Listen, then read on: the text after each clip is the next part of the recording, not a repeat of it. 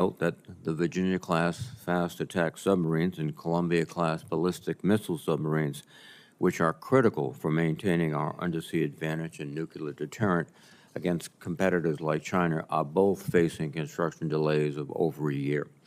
I'm also concerned that deferred ship maintenance, reduced steaming and flying hours, and canceled training may have created readiness problems within the Navy.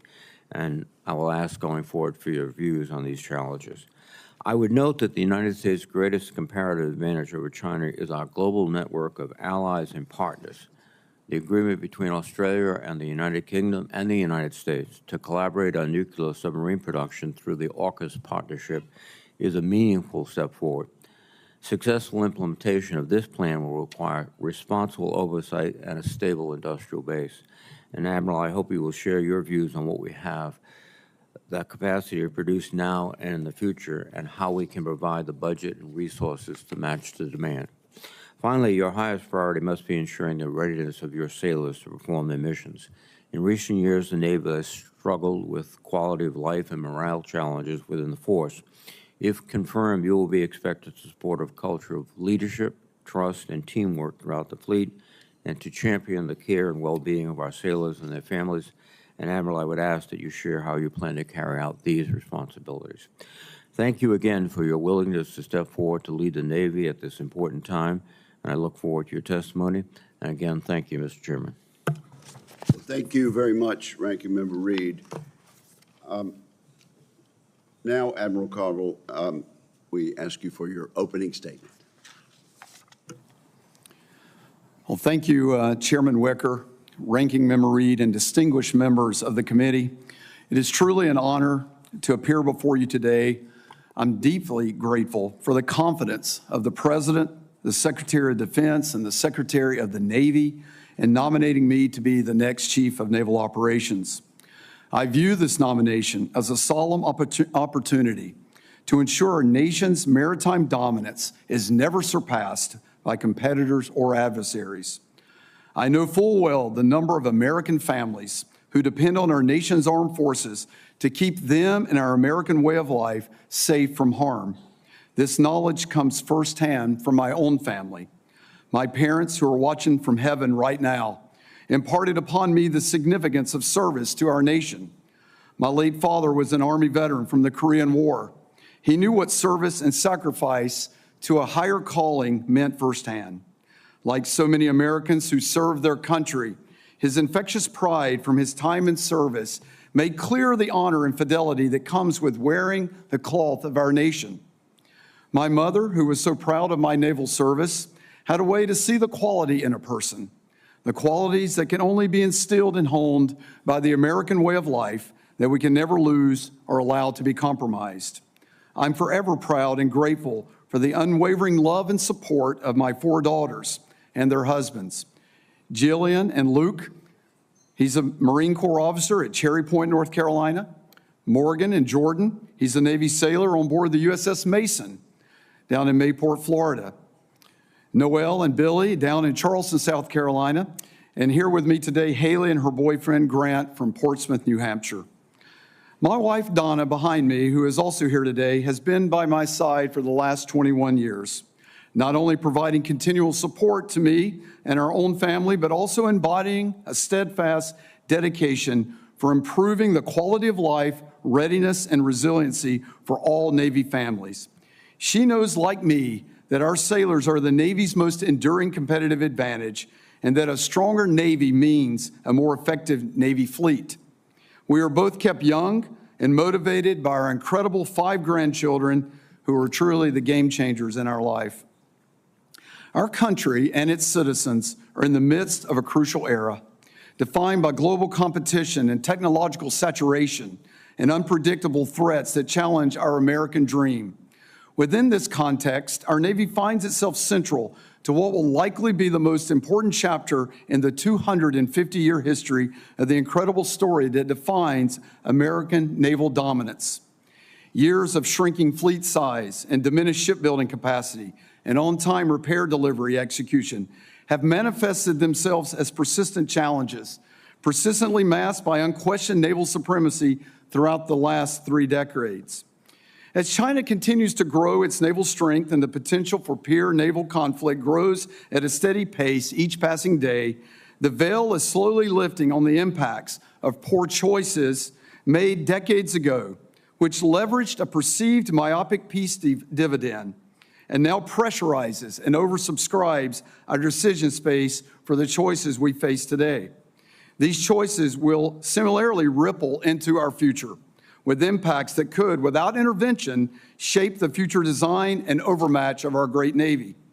Our maritime fighting forces must continue to be lethal, resilient, agile, and globally present, capable of deterring conflict and, when called upon, achieving decisive victory, delivering peace through strength derived from our credible and persistent combat power from the sea. We must be on an enduring path to deter and defeat threats far into the future, but we must also be ready now to fight tonight if called upon. This duality of urgency, being ready both today and tomorrow, means we cannot choose one at the sacrifice of the other.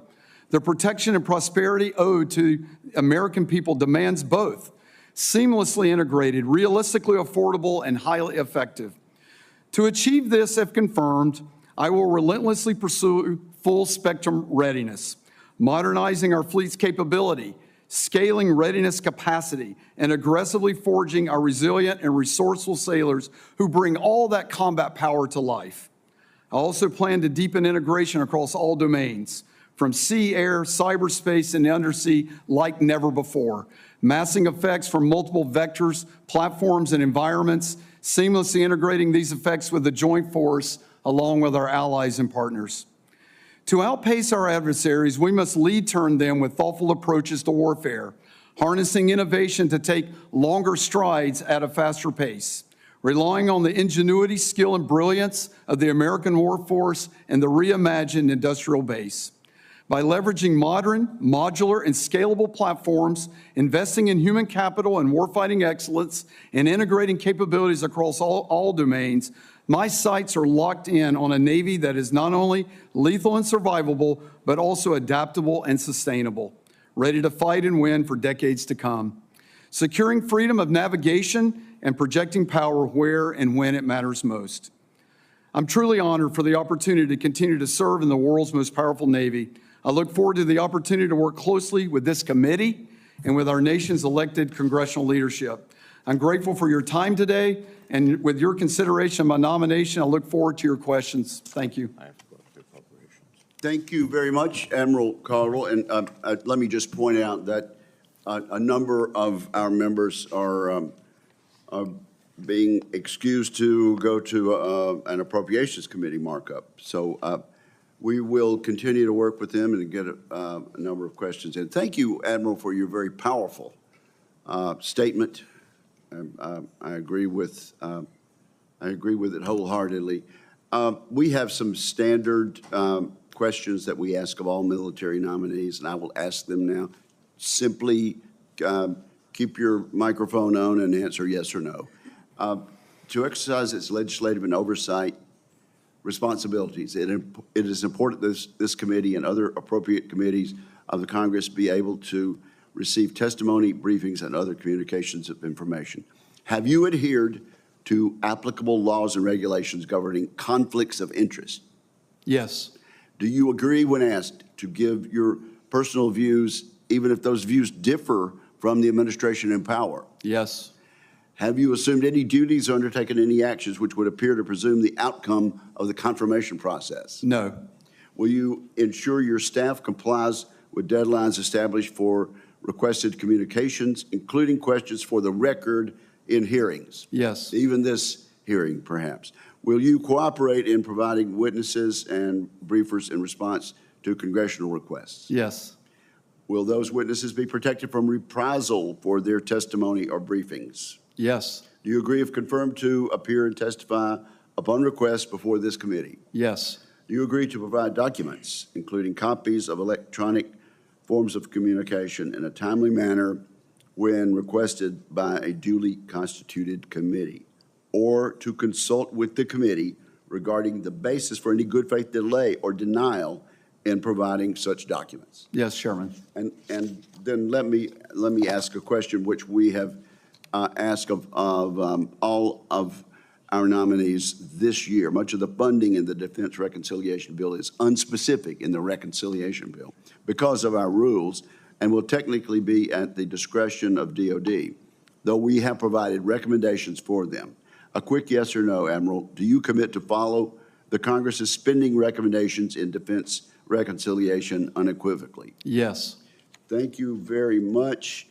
And now let me, I noticed you mentioned manpower, and I appreciate that. On recruiting, there's some talk that we might, in addition, in attempting to get our numbers up, we have lowered standards. How do you plan to ensure the service does not become reliant on permanently lowered standards? Senator, first let me just say thank you for the time we got to spend together in our various meetings recently, and that you quoted Hyman Rickover in your opening, and I think part of my goal is to carry his principles into this job if confirmed.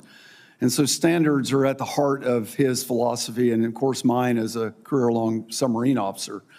So in no way, shape, or form would have we lowered any standard to what we deliver, which is our most precious resource, our sailors to the fleet. And so to meet recruiting obligations, there have been changes to policy in the last several years that what I would characterize as increasing access to our Navy and utilization of our future sailor preparation course and how we leverage that to ensure that they enter boot camp at the highest levels, coupled with their AFQT scores, I think has in no way lowered the standard. And then at the end of the day, all sailors that graduate from boot camp meet the rigorous standards of that course to the letter. The A and C schools that they have to pass meet all those standards to the letter. Okay, well, just be aware that there is that concern, and we wish you well on that. I've served as a junior member of this committee for a long time, and then as chair of Sea Power and ranking member of Sea Power. And in that connection, this committee has become convinced over time that programs in the high schools like junior ROTC can build a long-term recruiting pipeline, and we're sort of moving away from pretending like that's not a great recruiting tool. And as such, we have directed, not just a request or not just a suggestion, we've directed that we raise the number of junior ROTC opportunities around the nation.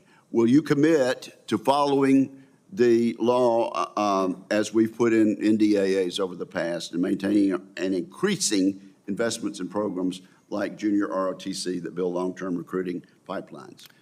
Chairman, I'd definitely commit to that, and I'm a fan of that, and learn more about that in the preparation for this. And I would say we maybe haven't gone deep enough, then we ought to also be reaching into the middle schools to make sure we're making people aware of the Navy and service to our nation.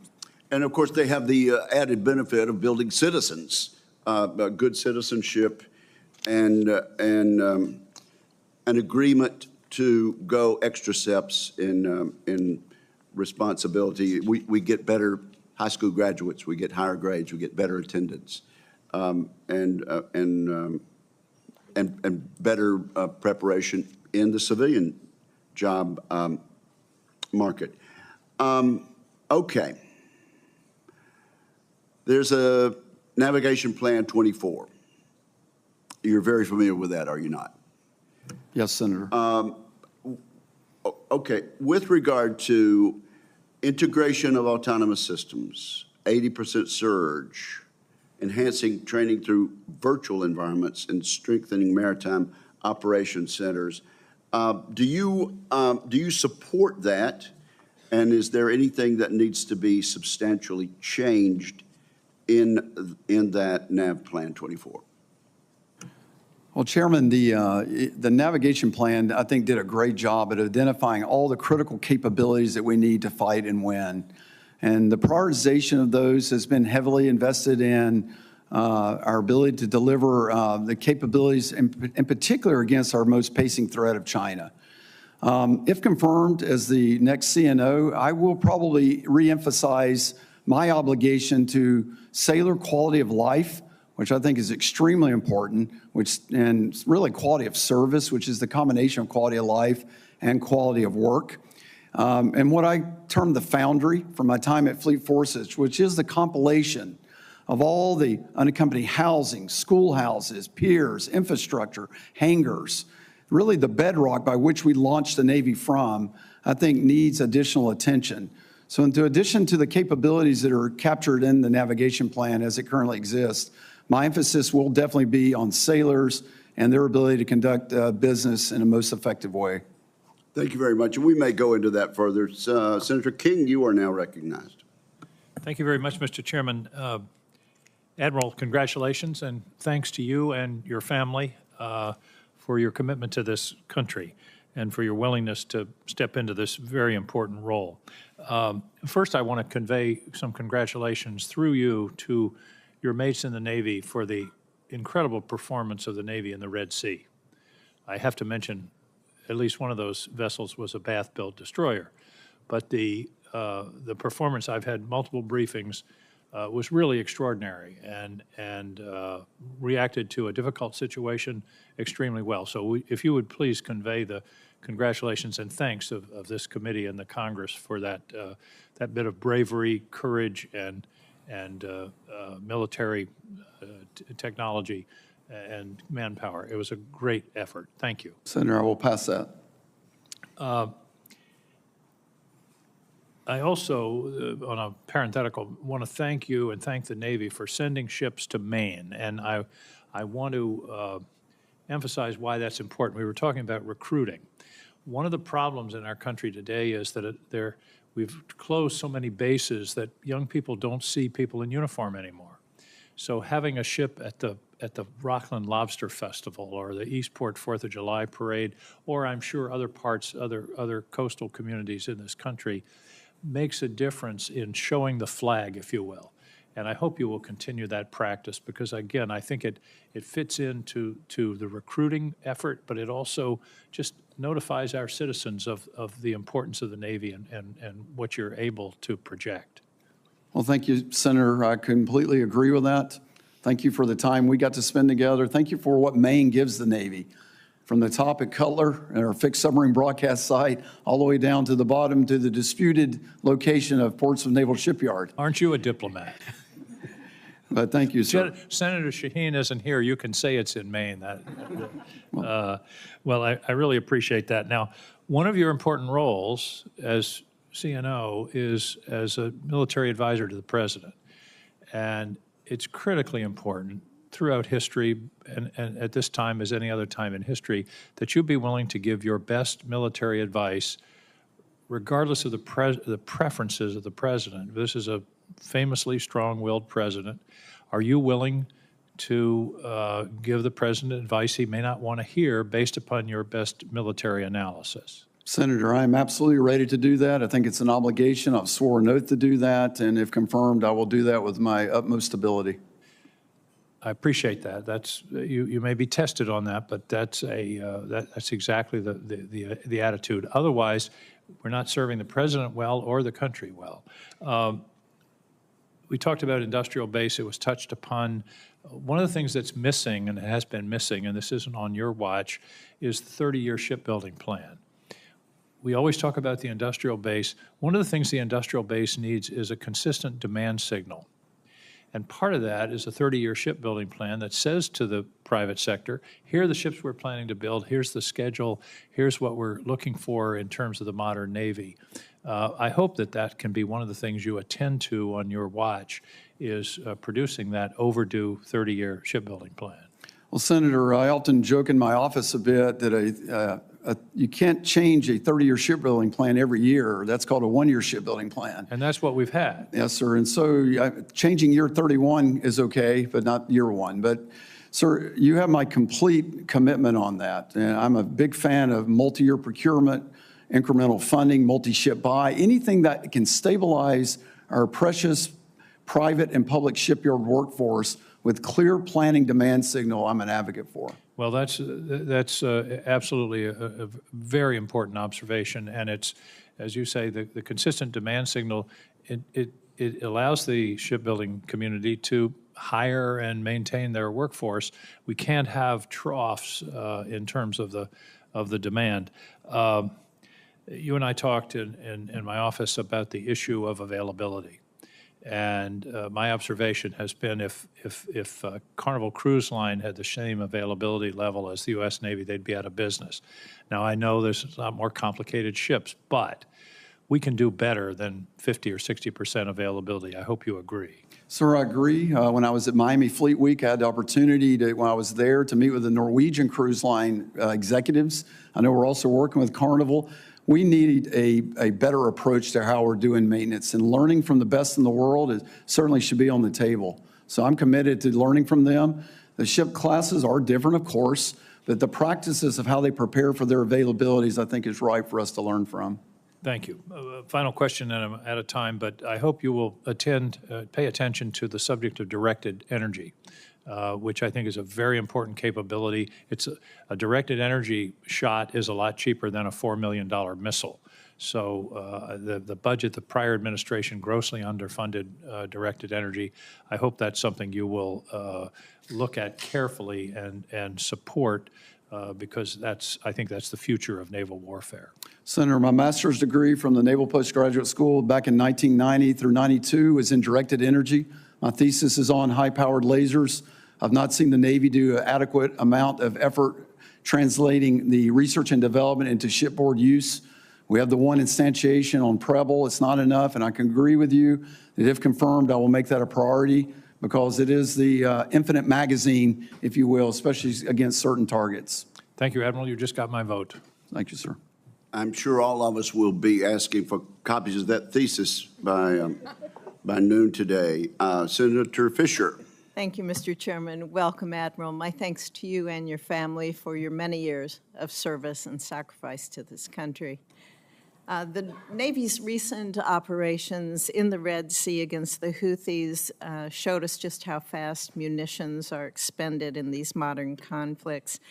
It highlights the need that we have for, I believe, a more robust defense industrial base so that we can quickly replenish those munition stockpiles. Do you have any suggestions on steps that you would take to help increase that munitions production capacity? Well, Senator, thanks for the time we got to spend together on a couple of occasions and all the conversations we've got to have. That's a large project, but I can tell you some priorities that I would look for. First of all, we have way too many sole source vendors that are underproducing. So what happens is we try to hold our contracts accountable for the primes, but they're being held hostage by components they can't get in time, which ends up delaying the overall delivery of the munitions. So we need to work through that. There are some efficiency steps of where we move around our munitions to too many places before final assembly. So those are just waste steps. So how we actually gear and tune our industrial base to streamline the production more efficiently has got to be part of that. I often tell to my team that we roll a Ford F-150 off the assembly line every 20 hours, but it takes me greater than a year to build an SM-6. It's just unacceptable. And so the Defense Industrial Base, it has got to come along with the Navy and working with this committee with some innovative ideas of how to streamline the process where we translate the incredible R&D side of what we're able to do in the United States with more emphasis on the production side. And I don't know that the existing Defense Industrial Base is geared as well as it should be for the production side of all of our business. Thank you. I hope you'll be firm in your suggestions on how we can better approach that. The Columbia-class submarine, it's delayed, I understand, by about 17 months. What more do you think we can do to get that back on schedule? Well, we anticipated some delay. And if you go look historically on the first of class, the Navy routinely delivers the first one from the initial concept to its first deployment anywhere from about 15 years at best to up to 20, 22 years. And so that's obviously not good, but that's historically where we find ourselves. So Columbia is an incredible platform that's going to take us into the 2080s. The technology on board that is like no other ship ever built. So the program managers, the Navy, and the Electric Boat, and Huntington Ingalls Newport News Shipbuilding, we're a team on this. So we're working hard to go try to pull that schedule left. You do have their time right. It is about 18 months behind. So we're working some things, making sure that we don't fall behind on advanced procurement of materials, and they were lead turning anything we see that may be a stop to the component assembly of those production parts. There's no good answer to that other than just kind of some great project management and leadership at the work site. Okay. I'm concerned about the current nuclear modernization programs of records. They are necessary, but they're not sufficient that we have. The force design structure we have today, it was decided back in 2010.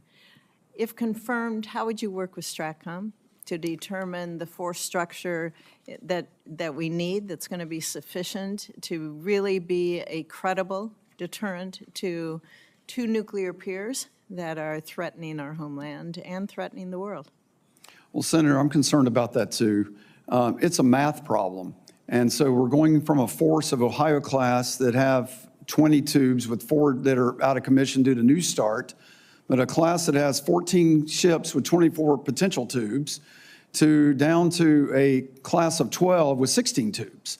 So there's going to have to be some sophistication and thinking about how we do the operational plans at U.S. Strategic Command, because General Cotton bears the risk of that new force structure design. So I have to work closely with Strategic Command to understand that and how the peer competition is growing in the nuclear space, with China growing, is going to be handled with the new Columbia force structure.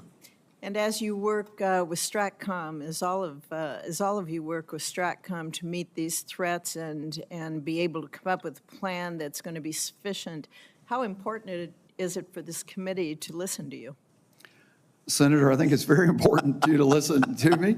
I think we are, bring a lot of experience. Again, I'm a 40-year veteran in this, and so there's things that we can always learn, but we do have a lot of experience in this exact problem set. Thank you, sir. Thank you, very much. Senator. Thank you, Senator Fisher, and best wishes in the Appropriation Committee markup. Senator Hirono. Thank you, Mr. Chairman. Congratulations, Admiral, and thank you and your family for your service to our country. To determine or to ensure the fitness to serve of the nominees who come before any of my committees, I ask the following 2 initial questions, which I will ask of you. Since you became a legal adult, have you ever made unwanted requests for sexual favors or committed any verbal or physical harassment or assault of a sexual nature? No, Senator. Have you ever faced discipline or entered into settlement related to this kind of conduct? No, Senator. Admiral, the Navy is currently building a new dry dock at Pearl Harbor to support the Virginia-class submarine maintenance. And this construction project is the largest in DoD history at nearly $4.5 billion, but has faced significant cost overruns, including an $834 million increase just last year. Additionally, the project is now about 4 months behind schedule.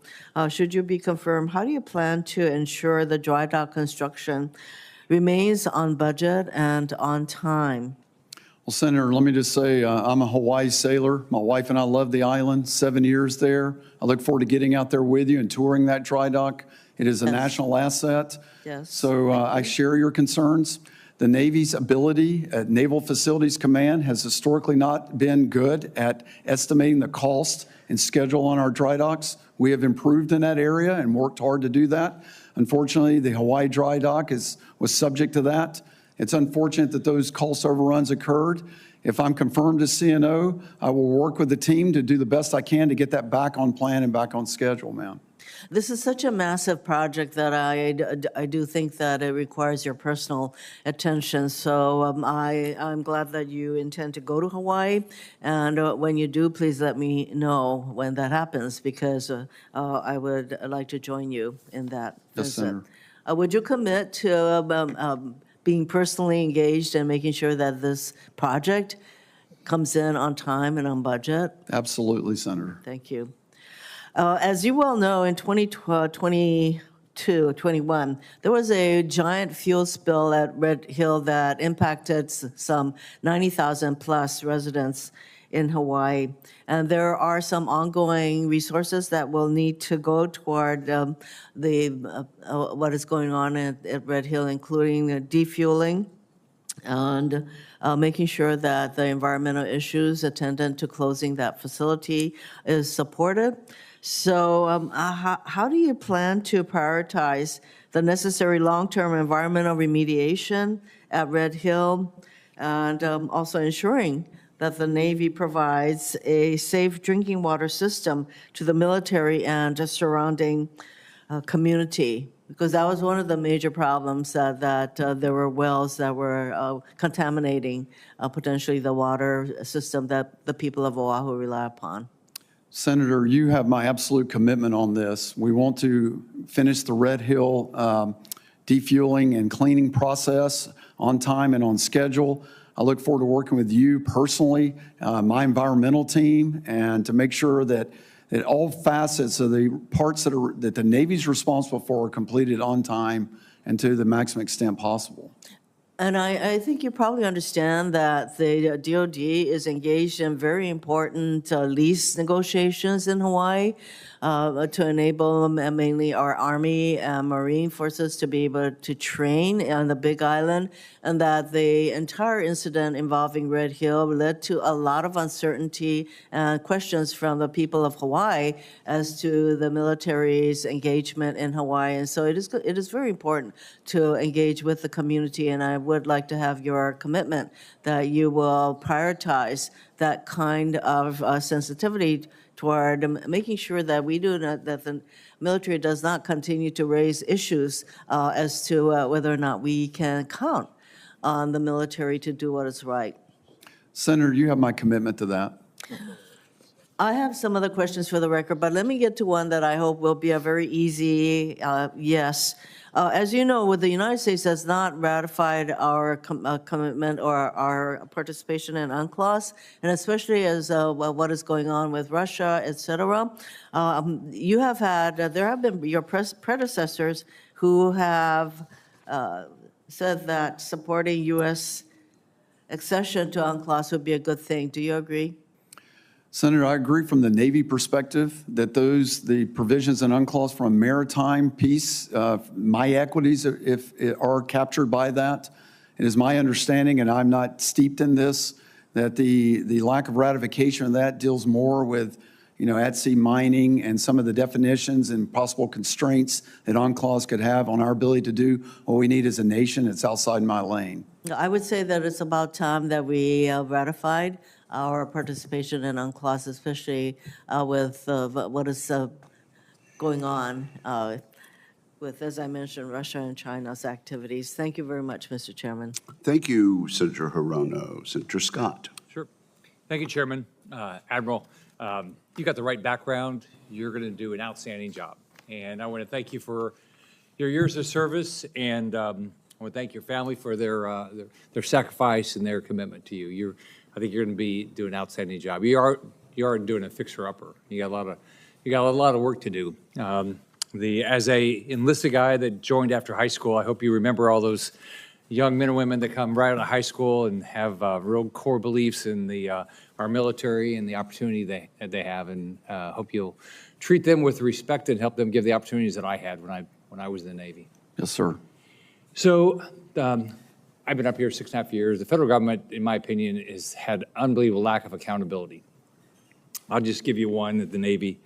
The new destroyer, the DDG-125, was commissioned in October 2023, and yet it can't be deployed until at least 2028 because it has a radar that needs to be tested. It didn't seem to make much sense. So why, do you have any idea why the Navy would build a ship and not test the radar on the ship before commissioning it? Senator, I share your frustration with that trend. I've seen it far too often. We're in the shipyard for years. We come out and immediately have to go across the pier and get into a modernization period to actually go get modernized before I actually deliver. I want to work very closely, if I'm confirmed, with our program offices on fixing that.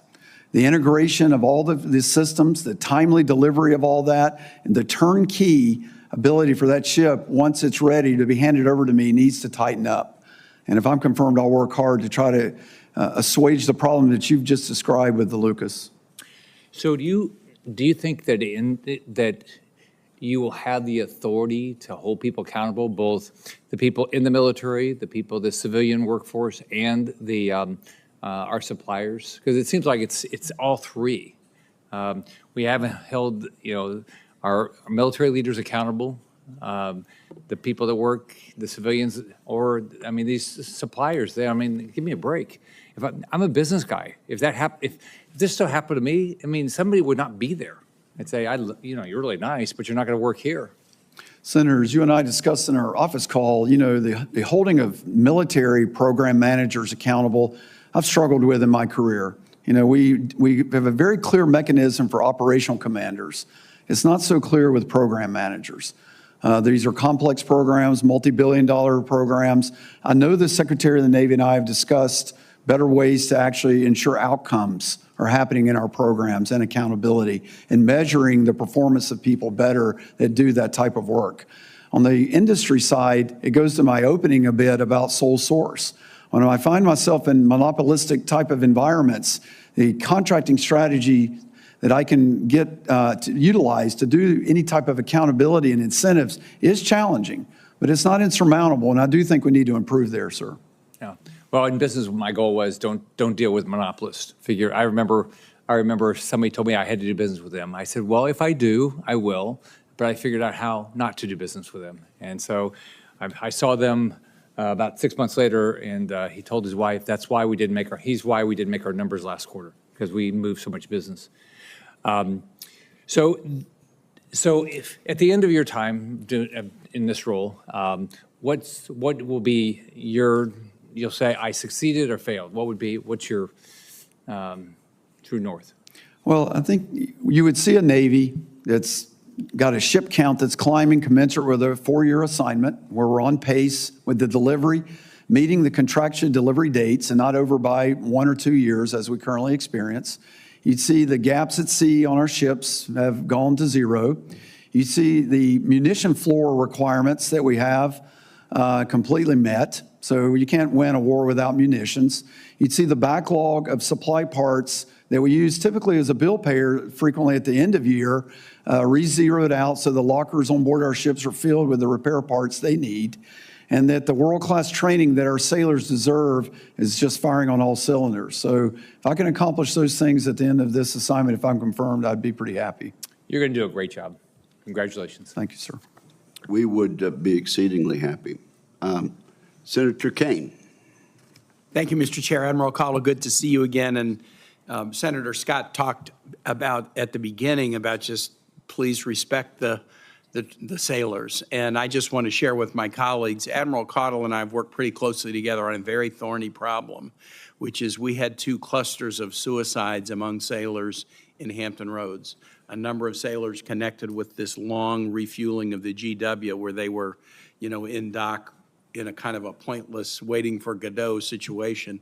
And then also a number of sailors who were assigned to limited duty status at the Mid-Atlantic Regional Maintenance Center. And I just want to share with my colleagues, along with everything else he was doing to make sure we could win battles, and I'm going to ask about that in a second, Admiral Caudle really, really took this very seriously and made a number of changes in both of these units and more generally throughout the Navy that I think demonstrates a real focus on the success of each individual sailor. And I just want to thank you for that, Admiral Caudle. With respect to winning battles, I don't think you've gotten enough credit. I don't think the Navy has gotten enough credit for the work on the Red Sea, and I know my colleague, Senator King, just brought that up. we've been getting a lot of briefings about the work in the Red Sea against the Houthis, keeping shipping lanes open for global commerce, et cetera. A lot of those briefings have been in classified settings, and I'm not sure the public has fully understood the degree of danger that the Navy has been under, the daily assaults and attacks that the Navy has been under, and that essentially, you know, you've kind of been 1,000% during this. Talk a little bit about the success of the Navy in these operations and lessons learned going forward. Well, Senator, thanks for all the time you afford me and our partnership in Hampton Roads area. It's crucial, as you know, that industrial base there and what it brings to Virginia. So thank you for that. And thank you for the acknowledgement of the sailors and strike groups and destroyers and submarines that have been part of those operations.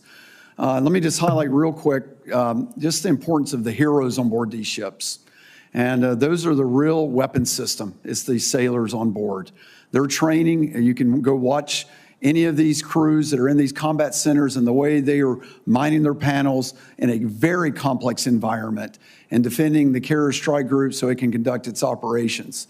The rate of learning and the turnaround between when we get an engagement data set back to the community of practice, which is our Warfare Development Center, the team at Dahlgren, the surface commander in the Atlantic, to digest that, to make sure the shot doctrine, the weapon selection, the algorithm used by the Aegis combat system is perfectly tuned and made adaptations in real time was world class on that. And then finally, just the evolution of actually attacking each attack with the right munitions. So using more air-to-air assets, which are cheaper than an SM-6 or an SM-2, and using electronic warfare to do that when possible. And so that learning curve has been great there. And then the spectrum of care we've given those warriors who have operated in that engagement zone starts in the Red Sea. On the transit back, we give them a hero's welcome when they return to the pier, and we continue to follow up with them afterwards to make sure they get the care they need. I really appreciate you sharing that. We've been very aware of the learning that we are all doing based on watching evolution of the battlefield in Ukraine, but this battlefield in the Red Sea, where the Navy has performed so well, has created a lot of evolution of practice in ways that we can bear fruit going forward. My colleagues have heard me talk about this during the NDA markup, but I want to just raise it again. By including defense spending in the reconciliation bill, we had some strange issues arise as we assessed the Pentagon's budget request. The example was the Pentagon made assumptions about how much money the reconciliation bill would have for Virginia-class subs, but that turned out to be off by $2 billion. We fixed a significant portion of that deficit. The chairman was key to that. There still remains a gap. So I'm concerned that there could be a cascading effect over the next several years. But one thing that could help give us some clarity on the issue going forward would be timely delivery of a 30-year shipbuilding plan. Should you be confirmed, do you commit to timely delivery of the 30-year shipbuilding plan with